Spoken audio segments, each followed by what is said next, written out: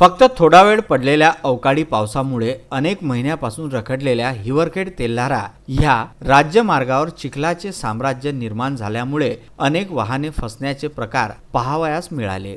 सध्या लॉकडाऊनमुळे वाहतूक बऱ्याच प्रमाणात बंद असली तरी जीवनावश्यक सेवा आणि शेतकऱ्यांना आपले घर ते शेती गाठण्यासाठी आणि शेतमालाची ने-आण करण्यासाठी ये-जा करावी लागते। ते बुधवार 3 जून रोजी दुपारी पडलेल्या थोड्याशा पावसामुळे मुख्य रस्त्यावरच चिखल साचल्यामुळे हा राज्यमार्ग आहे की पांदण रस्ता आहे हे सुद्धा समजेनासे झाले होते। शेकडो शेतकऱ्यांच्या मोटरसायकली चिखलात अडकल्यामुळे त्यांना पायी चालणे सुद्धा कठीण झाले होते। चिखलात माखलेली वाहने काढण्यासाठी तारेवरची कसरत करावी लागली।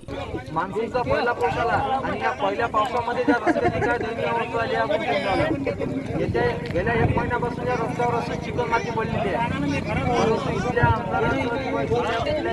तुम्ही माई पायातली निसरली मी हातात घेतली त्याचं काय मग आता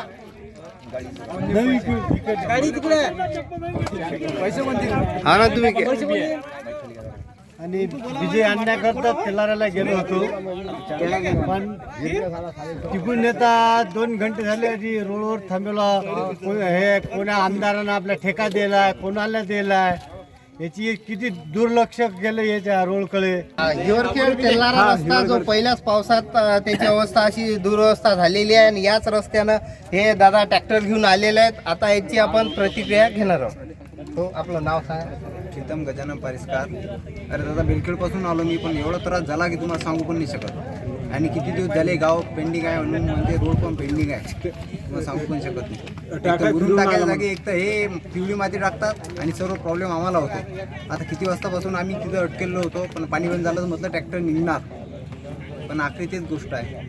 हा मार्ग अनेक महिन्यापासून रखडलेला असल्याने लॉकडाऊन काळात कमी वाहतुकीच्या वेळी या रस्त्याचे काम ताबडतोब पूर्ण करण्यात यावे अशी मागणी नागरिक करीत आहे।